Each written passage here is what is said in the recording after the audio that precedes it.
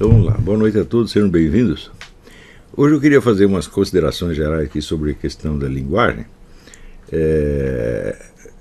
em função de algumas perguntas que me chegaram durante uma semana pelo Facebook.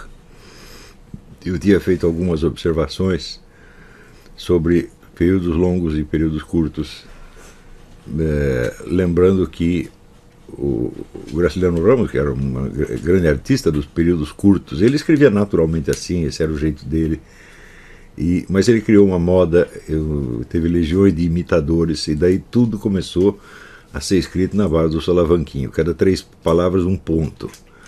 Houve muitos imitadores dele, inclusive alguns até ilustres na literatura brasileira, não vou citar o nome, mas então isso se tornou obrigatório. No jornalismo também, o pessoal começou a cortar as frases, botar ponto em tudo quanto é lugar, e aí nós temos um problema grave. Você escrever em períodos curtos, você está escrevendo de maneira atomística, você está pegando cada impressão e colocando ali isoladamente, tá certo? Claro que você pode fazer isso de tal modo, calcular isso de tal maneira que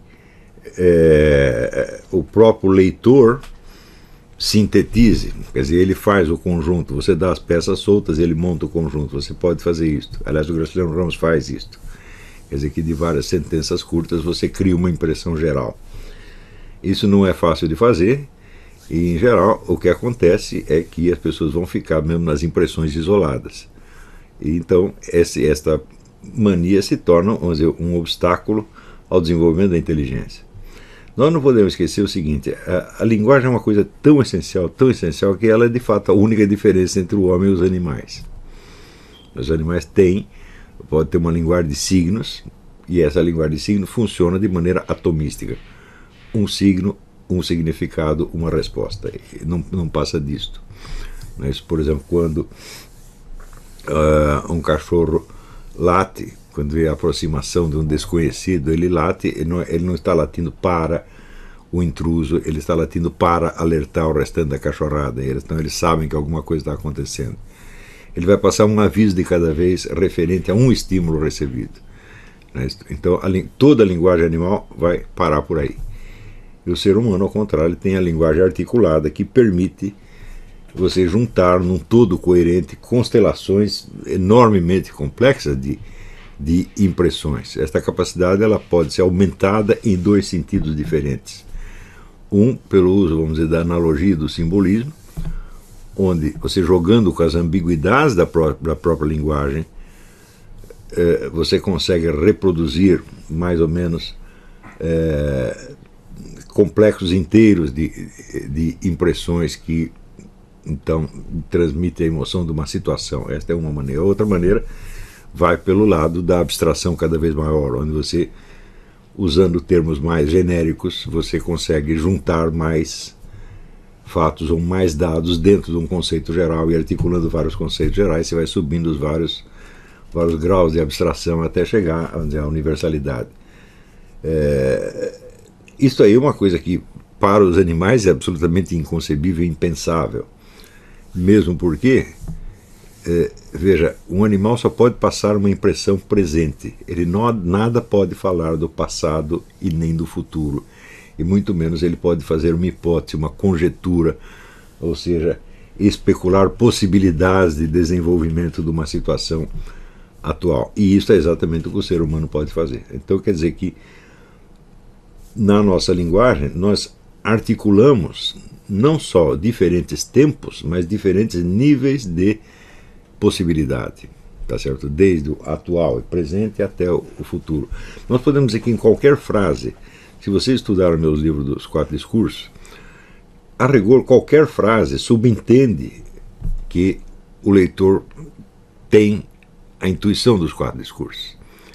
Quer dizer que imediatamente você sabe se aquilo que lhe está sendo transmitido é uma mera possibilidade, é uma especulação no abstrato, como, por exemplo, sei lá, a possibilidade dos outros planetas serem habitados. Uma possibilidade que existe, ninguém pode negar, mas ninguém tem certeza, tá certo? Ou se pode ser uma verossimilhança. O que é uma verossimilhança? É uma coisa que é acreditada por todo mundo automaticamente. Não é isso? Então, por exemplo, se disser, bom, o Lula é ladrão. Todo mundo acredita. Se você pedir para a pessoa, então prove. Ninguém tem prova nenhuma, só as pessoas que estudaram o caso. Se você chamar o Sérgio Moro, ele te dá a prova. Mas pergunto eu, quem leu os inquéritos sobre o Lula? Ninguém leu. No máximo você leu vamos dizer, uma noticinha aqui e outra ali. Então você não sabe, mas você acredita porque todo mundo acredita. Então é aquilo que parece ser, vamos dizer, comungado por toda uma sociedade, por toda uma comunidade. Então é o que nós chamaríamos, num dos sentidos da palavra, o senso comum. A expressão senso comum é usada em outros sentidos técnicos também.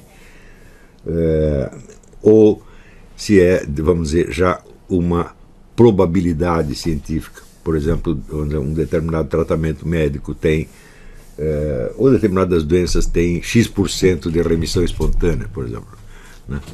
Eu lembro do Darcy Ribeiro, que ele estava com câncer no hospital, e disseram, não, esse tipo de câncer aí tem 32% de remissão espontânea. Ele disse, estou nessa, e foi para casa, e de fato ele se curou sozinho. Ele podia estar nos outros 68% e se ferrar. Então, vamos dizer, onde entra a probabilidade, isso exige naturalmente a quantificação. Probabilidade não quantificada, né, o absurdo dos absurdos.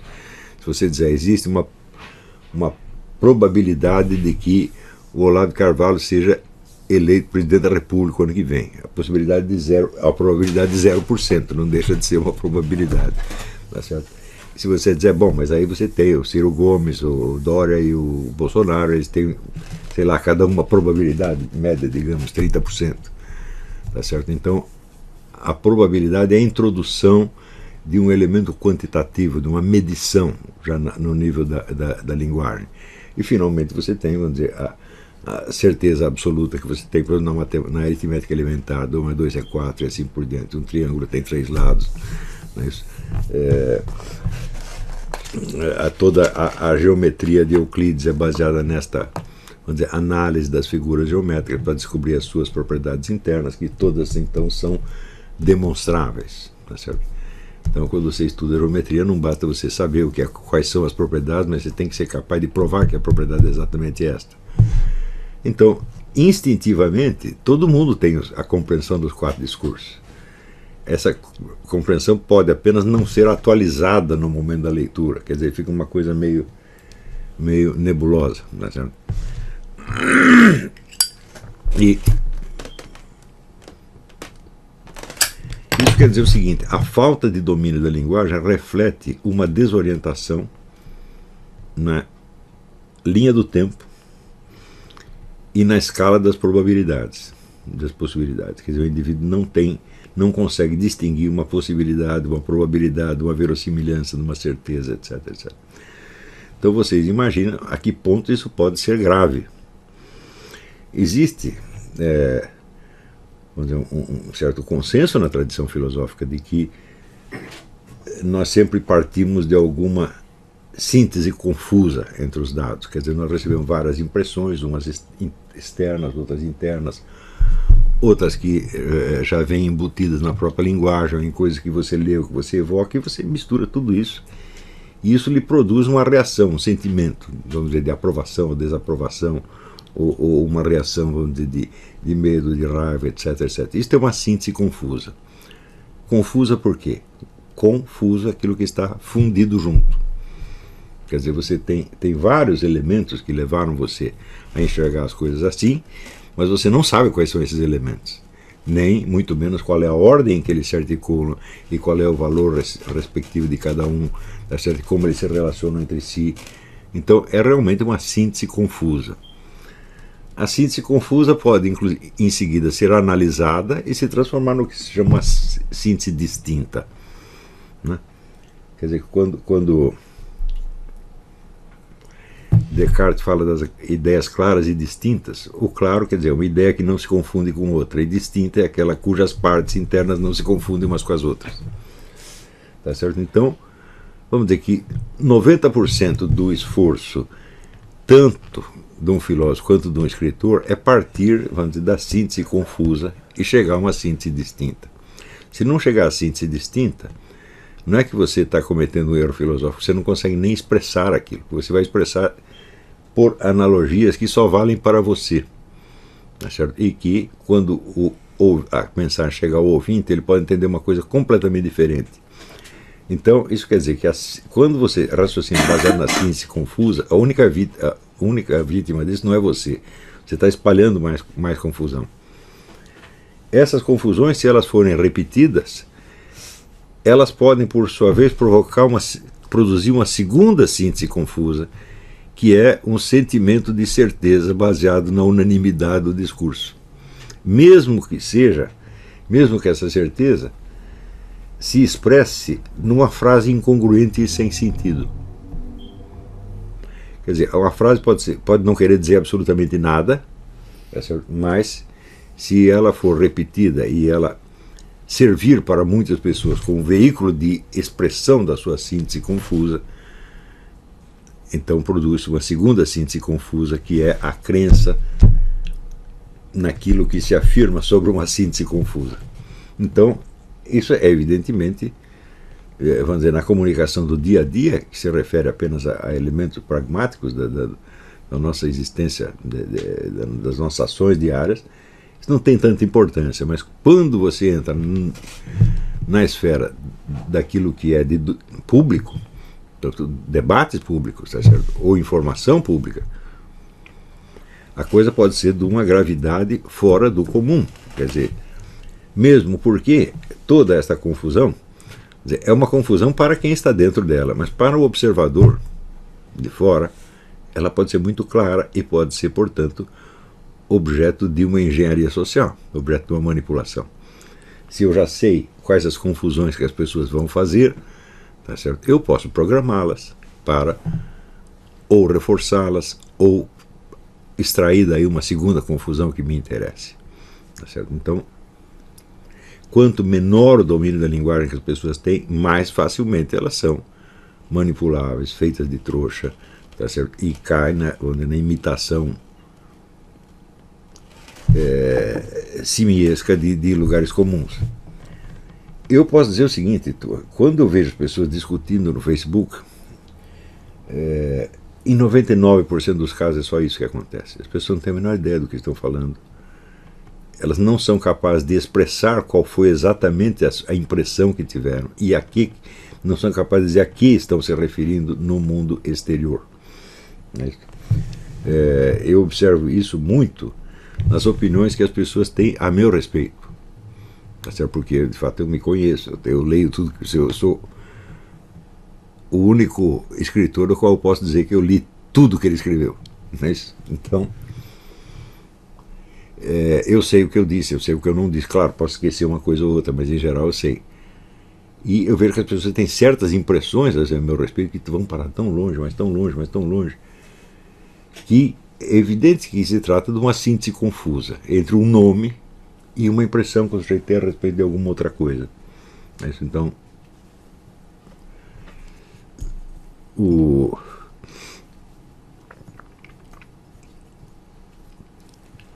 por outro lado, eu digo, como é que você vai sair desta?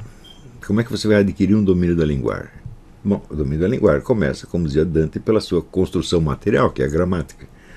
Porém, a palavra gramática tem dois sentidos completamente diferentes, interligados, mas completamente diferentes. Um é a gramática que você usa, isto é, a sua capacidade gramatical. Capacidade gramatical significa a sua capacidade de apreender o sentido dicionarizado das palavras e distinguir desses vários sentidos qual que está sendo usado num determinado momento. Não é isso? Ou se é um sentido não dicionarizado, se é uma segunda ou terceira intenção do falante, tá certo? Que não está evidentemente dicionarizada por ser muito individual e muito ligada a um momento específico. Então essa é a primeira coisa. O domínio do vocabulário não é você conhecer apenas várias palavras tal como estão definidas no dicionário, mas você ser capaz de perceber quais são as distintas situações nas quais essas várias acepções da palavra são usadas, e provavelmente novas acepções também que não estão dicionarizadas. Essa é a primeira coisa.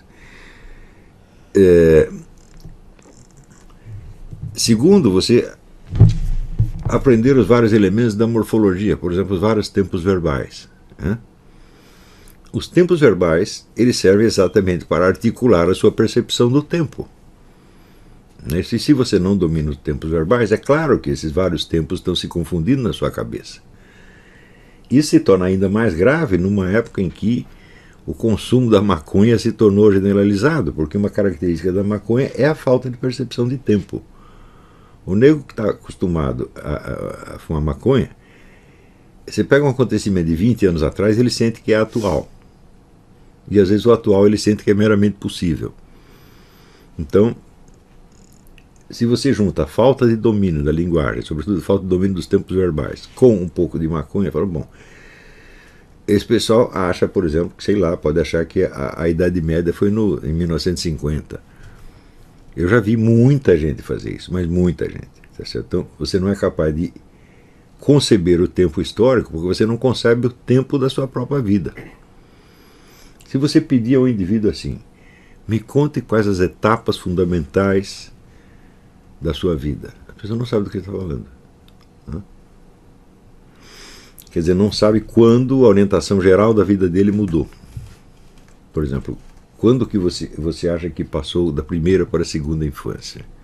Me diga alguns acontecimentos que assinalem isto. Ou quando você passou da segunda infância para a adolescência. E assim por diante. Eu digo, mas se você não conhece isso, não estou falando que você não tem uma memória biográfica perfeita, não é disso que eu estou falando. Estou falando que você não sabe nem o esquema geral da sua vida. Pior, a ideia do esquema geral da vida pode parecer até estranha e incompreensível para as pessoas que nunca pararam para pensar nisso. Né?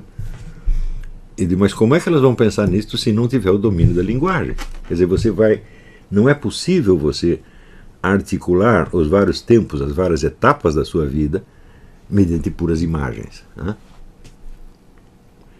Mesmo porque essas imagens têm um significado evocativo para você, não para uma outra pessoa. Tá certo? Então, isso não te dá a suficiente distância para você olhar o trajeto da sua vida e subdividi-lo em épocas ou etapas. Então, se você não tem o domínio da linguagem, não tem pelo menos o domínio da morfologia, né? Então a sua vida começa a ser um mistério para você mesmo. Você está perdido dentro dela. Quer dizer, você não é de fato o senhor da sua vida. Você não pode tomar nenhuma decisão de conjunto porque não tem conjunto, só tem acontecimentos singulares. Então, percebendo a gravidade desse negócio? Agora, no Brasil esse estado de coisas se tornou tão disseminado que ele parece normal para as pessoas. Né? E segunda acepção da palavra gramática é o estudo científico da gramática usada. Quer dizer, você pegar as várias formas que estão em uso, tá certo? E você codificá-las e dar um nome científico a cada uma. Então, por exemplo, você pode não saber o que é um adjunto adverbial, mas saber usar um adjunto adverbial. E pode também o contrário, você pode saber definir o que é um adjunto adverbial, mas não sabe reconhecê-lo quando ele aparece. Outro dia eu citei ali uma frase truncada do Mário Ferreira dos Santos, em que o Mário cometia um erro que é muito comum na expressão oral, que é você fazer a concordância do pronome não com o sujeito da frase, mas com um adjunto nominal. A escola de Pitágoras, podemos descrevê-lo como... Esse o está concordando com Pitágoras, mas Pitágoras não é o sujeito da frase, Pitágoras é o adjunto nominal de a escola de. É mais ou menos isto. E teve gente ali que não percebeu que era erro. Falou, não, professor, você está concordando com Pitágoras. Então isso quer dizer, você não está captando a estrutura da frase. Então,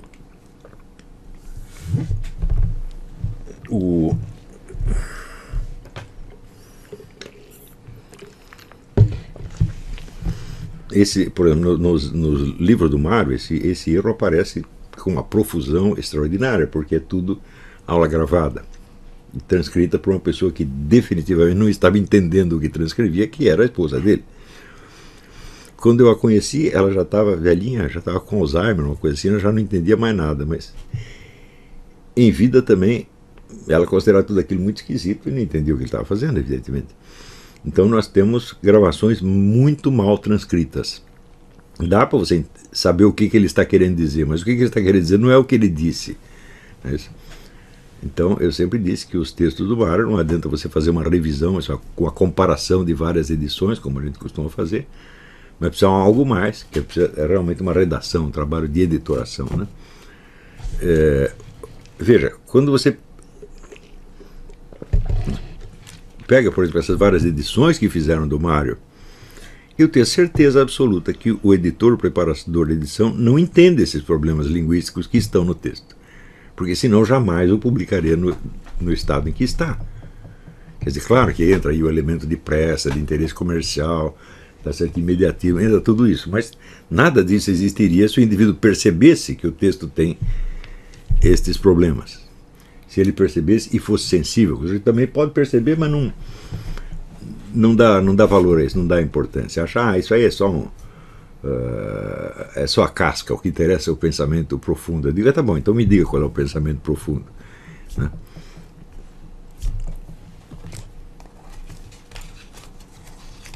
Então, com a introdução desse método socioconstrutivista no aprendizado da linguagem, então, é claro que a linguagem deficiente se tornou endêmica.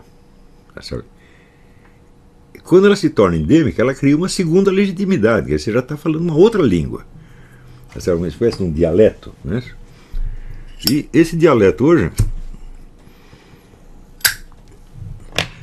aparece nos debates públicos, aparece na mídia, aparece nos discursos presidenciais da Dilma Rousseff e assim por diante.